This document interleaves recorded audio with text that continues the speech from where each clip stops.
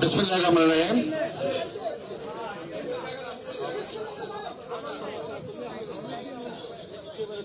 আজকে দোয়া মাহফিলে উপস্থিত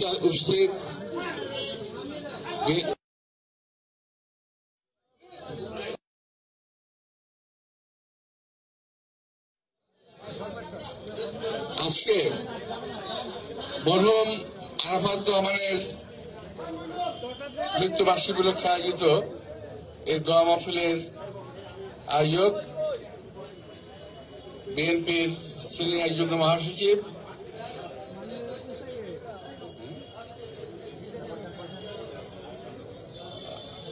রিজভী আহমদ, যা বিএনপির কেন্দ্রীয় বিএনপির পক্ষ থেকে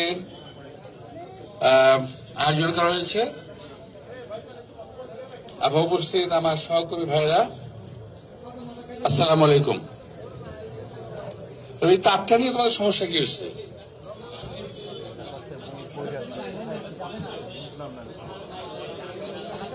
আর তোমরা কিন্তু ছেড়ে দাও না, তোমরা আবার এখানে শুরু করছে, সবাই তাদের টানাটানি করতেছে। আর ভাই ঠিকই তো আছে, তোমার টানাটানি করতেছে কেন? তার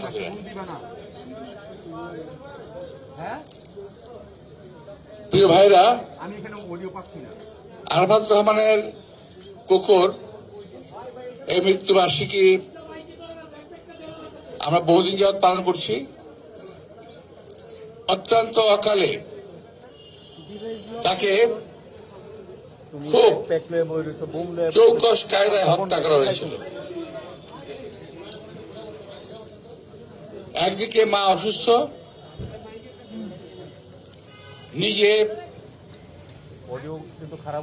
জীবন বাঁচানোর তাগিদে দেশ ত্যাগ করেছিলেন, অসুস্থ অবস্থায় দেশ ত্যাগ করেছিলেন। এমন নয় যে উনি সুস্থ অবস্থা দেশ ত্যাগ করেছিলেন। অন্যদিকে বড় ভাই তারেক রহমান সাহেব, ওনাকেও দেশ ত্যাগ করতে বাধ্য করা হয়েছিল, ওনার উপর অত্যাচার করা হয়েছিল ভীষণ ভাবে। অসুস্থ অবস্থায় তিনি বিদেশে গেলেন, আজও ফিরতে পারলেন না। ইনশাআল্লাহ খুব তাড়াতাড়ি ফিরে আসবেন। আমরা আরাফাত রহমান কোকর আত্মার মাগফিরাত কামনা করছি, দেশনেত্রী বেগম খালেদা জিয়ার সুস্থতা কামনা করছি। আপনারা জানেন যে তিনি লন্ডনে চিকিৎসাধীন আছেন, খুব ভালো নেই, তবে মোটামুটি ভালো আছেন। আপনাদের সকলের দোয়ায় দেশনেত্রী বেগম খালেদা জিয়া ইনশাআল্লাহ আমাদের মাঝে খুব তাড়াতাড়ি ফিরে আসবেন। প্রিয় ভাইরা, বাংলাদেশের স্বাধীনতার ইতিহাসে শহীদ রাষ্ট্রপতি জিয়া রহমান তথা আরাফাত রহমান কোকর পরিবারের যে অবদান, এটা বাংলাদেশের ইতিহাসে অত্যন্ত বিরল। যেমন ত্যাগের ইতিহাস, তেমনি করুণ ইতিহাস। একটা দেশের স্বাধীনতার জন্য বাপ স্বাধীনতার ঘোষণা দিয়েছেন, যুদ্ধ করেছেন, সন্তান এসেছে দেশনেত্রী বেগম খালেদা জিয়া সহ সকলে আজীবন লড়াই করে যাচ্ছেন আজ পর্যন্ত। অনেকেই বড়াই করেন, দেশের স্বাধীনতা নিয়ে কথা বলেন। জিয়া রহমানের পরিবার সম্পর্কে তারা অবজ্ঞা প্রকাশ করতে চান। তাদের উদ্দেশ্যে বলতে চাই, এই পরিবারের ত্যাগ যদি জাতি ভুলে যায়, তাহলে মনে হয় এটা বোধহয় ঠিক হবে না। এই জাতির প্রতি এবং এই পরিবারের প্রতি অন্যায় করা হবে।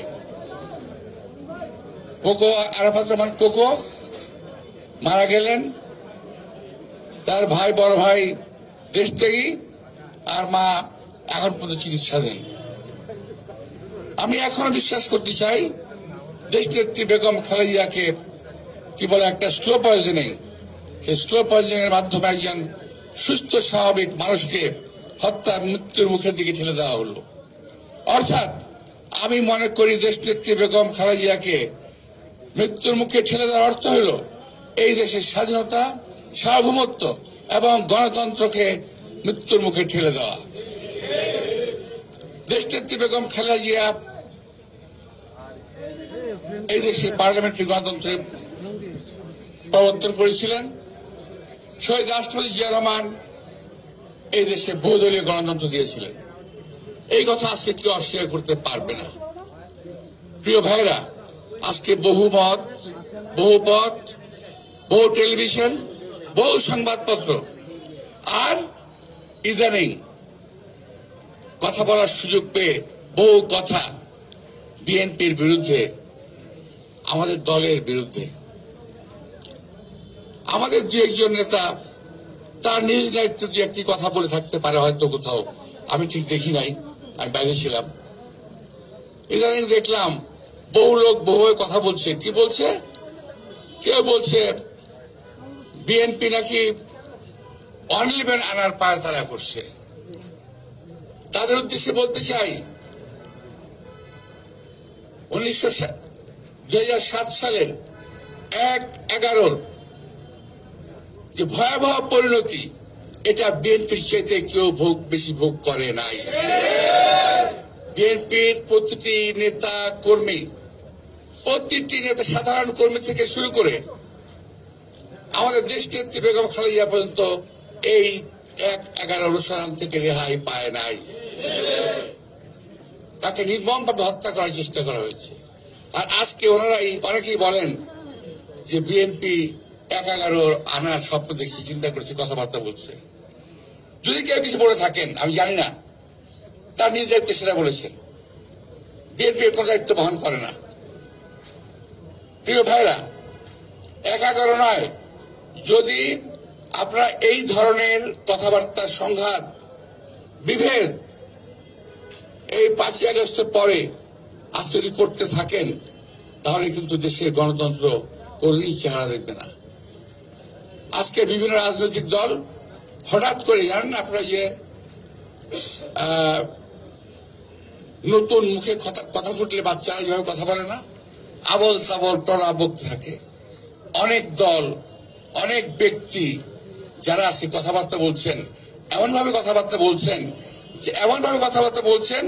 আমি মাঝে মাঝে হঠাৎ যদি সুযোগ হয় টেলিভিশনের সামনে দেখি, ওনার কথাবার্তা বলেন, মনে হয় যে বিএনপি যেন আওয়ামী লীগের দোসর, বিএনপিকে আওয়ামী শিবিরের দিকে ঠেলে দেওয়ার চেষ্টা করা হচ্ছে। আর আমি পরিষ্কার ভাবে বলতে চাই, ভারতের দোসর ওই আওয়ামী লীগ, তাদের দিকে যারা বিএনপিকে ঠেলে দিতে চায়, আমি বলবো আপনারা নিজের চেহারাটা আয়না দিয়ে দেখুন, নিজের অন্তরটাকে আয়না দিয়ে দেখুন। দেশবাসীকে আজকে ফাঁকি দেওয়ার চেষ্টা করবেন না। বিএনপি 17 বছর রাজপথে লড়াই করেছে। এখানে যারা আছেন, এই যে যারা আছেন এখানে, আমাদের রিজভি সহ, রিজভি তো পঙ্গুই হয়ে গেছে, আপনারা দেখছেন, ওকে অকালে মৃত্যু হয়ে গেছে যে ছেলেটা। তো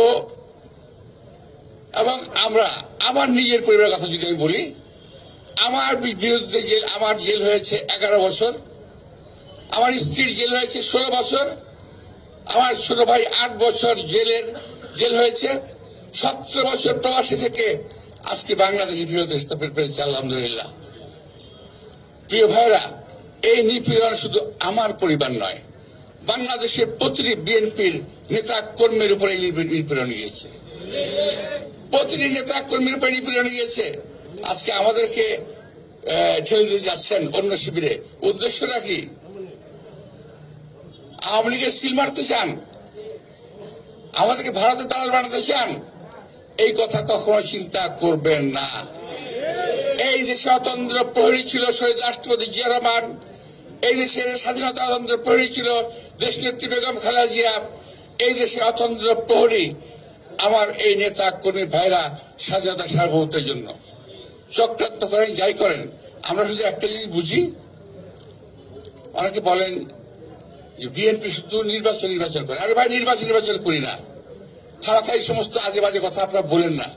আর কিছু আছে আমার ইউটিউবার ব্লগার ভাইরা বিদেশ থেকে দেশ পরিচালনা করার চেষ্টা করেন। আপনারা যা বলেন মনে করেন তাই হতে হবে দেশে। আরে ভাই, আপনাদের প্রতিটা মানুষকে ব্যক্তিগতভাবে যেমন চিনি, আপনারা আমাদেরকে চেনেন, আপনার জ্ঞান গরিমা যথেষ্ট উন্নত, অনেক অনেক লেখাপড়া আপনারা করেন, কিন্তু এই সমস্ত জ্ঞান গরিমা গুণ, এই সমস্ত বুদ্ধি কথা বলে এমন কিছু করবেন না যাতে একটা বিভেদ সৃষ্টি হয়। দয়া করে দেশটাকে শান্তি আনার চেষ্টা করেন। আপনারা কথা বলতে জানেন, আপনারা বলতে জানেন, আপনাদের বুদ্ধি আছে, আপনাদের বুদ্ধি আপনাদের প্রজ্ঞা এই দেশকে গঠন করার কাজে লাগান। বিএনপিকে দোষারোপ করেন না, কারণ এই দেশের স্বাধীনতার জন্য শহীদ রাষ্ট্রপতি জিয়া রহমান জীবন দিয়েছে। এই দেশের স্বাধীনতার জন্য শহীদ রাষ্ট্রপতি জিয়া রহমানের পরিবার ধ্বংস হয়ে গেছে। এই দেশের স্বাধীনতার জন্য বিএনপির সাধারণ কর্মী বাহিনী আজকে ধ্বংস হওয়ার পথে। সুতরাং বিএনপির মতো দেশপ্রেমিক একটি দল বাংলাদেশে এই পর্যন্ত প্রতিষ্ঠিত হয় নাই। নতুন করে কখনো হবে কিনা আমি জানি না, যদি হয় স্বাগত জানাবো। আরেকটি ব্যাপার একটু পরিষ্কার করা দরকার, সেটা হলো অনেকে বলেন নতুন একটি দল হচ্ছে আর বিএনপি রেখে জেলাস করছে। এই কথা যারা বলেন তারা জাতির শত্রু। দল হবে, নতুন দল হবে কিংবা হবে না, যারা করবে তাদের উপর নির্ভর করে। দল ঘোষণা হওয়ার পরে বিএনপির ভূমিকা কি থাকে সেটা দেখবেন। আমরা স্বাগত জানাই যারা দল করবে, যারা দল করবেন তারা গণতান্ত্রিক প্রক্রিয়ায় দেশটাকে পরিচালিত করবেন। আমরা সহায়তা করার প্রয়োজন পড়লে, কিন্তু ওই সমস্ত উল্টাপাল্টা কথাবার্তা আপনারা বলে দেশবাসীকে বিভ্রান্ত করার চেষ্টা করবেন না। গণতান্ত্রিক দল, আমরা গণতন্ত্রের কথা বলেছি, 17 বছর রাজপথে লড়াই করেছি। আজকে অনেকে বলেন 5ই আগস্ট যারা এনেছে তারা সকল কিছু দিকে রাখে, ঠিক আছে, অস্বীকার করবো না, কিন্তু আমরা যারা 17 বছর রক্ত দিলাম, যারা আমাদের যাদের ঘর পুড়ল, আমাদের সংসার পুড়ল, তাদের কি হবে? আমাদের ইলিয়াস আলী গুম হলো, আমাদের চৌধুরী আলম গুম হলো, আমাদের প্রায় 5000 লোক গুম হয়ে গেল, আমাদের হাজার হাজার কবি জেল খাটলো। আর আমরা এখানে যারা আছেন সবাই কম বেশি, আমি তো 13টা বার জেল খেটেছি ভাই, আমাদের কোনো অবদান নাই। একজনের অবদানকে স্বীকৃতি দিতে গিয়ে অন্যজনের অবদানকে অস্বীকার করার কোন কায়দা বাংলাদেশে নাই। এবং যারা চেষ্টা করেন তারা অপচেষ্টাই করছেন, যারা চেষ্টা করেন তারা জাতিকে বিভেদ সৃষ্টি করার চেষ্টা করছে জাতির মধ্যে। একটা কথা বললো কেউ একজন, আর সেটা নিয়ে লাফালাফি শুরু হয়ে গেল। আরে ভাই, সবাই তো কথা বলেন, আর বিএনপি বললেই অসুবিধা। তবে বিএনপিকে যারা ভিন্ন শিবিরে ঠেলে দিয়ে ফায়দা হাসিলের চেষ্টা করছেন, এটার পরিণতি কিন্তু ভালো হবে না, বরং দেশটাকে ঐক্যবদ্ধ রাখার চেষ্টা করবেন। আর একটি দল আছে যেটা কি সন্দেহ, একটু নাম বলবো না, ওই যে বলে না গাছে কাঁঠাল গোফে তেল,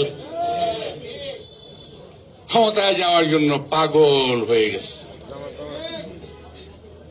এবং তারা এমন ভাব করছে তারা যেন কিছুই জানেন না, ভাজা মাছটি উল্টে খেতে জানেন না। মাঝে মাঝে টুক করে বিএনপি সম্পর্কে দু একটি কথা বলে ফেলেন। যাই হোক, আমি কারোর সাথে সমালোচনা করবো না। আজকে এই আমাদের আরাফাত রহমান কোকো, আপনি জানেন রাজনীতির সঙ্গে তার কোন সম্পর্ক ছিল না। সম্ভবত 2005 সালের কোন এক মাসের 2 তারিখে না, 3 বছর তিনি ক্রিকেট কন্ট্রোল বোর্ডের চেয়ারম্যান ছিলেন। এই দেশকে ক্রিকেটের জগতে অত্যন্ত উন্নত করে গেছেন। সেই আরাফাত রহমান কোকেও অকালে প্রাণ দিতে হয়েছে অন্যায়ভাবে বিদেশে থেকে। দেশনেত্রী বেগম খালেদা জিয়াকে তার ছেলের লাশ দেখতে হয়েছে। এর চেয়ে ভয়াবহ একটা মায়ের জীবনে কি হতে পারে, যিনি অকালে স্বামীকে হারিয়েছেন, তাও একটা কুর মাধ্যমে হত্যা করা হয়েছে। তার ছোট ছেলে আরাফাত রহমান কোকে হত্যা করা হয়েছে। তার বড় ছেলে আমাদের তারেক রহমান সাহেবকে হত্যা করার চেষ্টা করা হয়েছিল। আল্লাহর রহমতে হয়তো বাংলাদেশের নেতৃত্ব দেওয়ার জন্য ওনাকে আল্লাহ তাআলা বাঁচিয়ে রেখেছেন। দেশনেত্রী বেগম খালেদা জিয়া বেঁচে আছেন, ইনশাআল্লাহ আল্লাহ তাকে হায়াত দরাজ করবেন, তিনি আরো অনেক দিন ইনশাআল্লাহ বেঁচে থাকবেন আমাদের মাঝে, এই আশা করছি আমরা।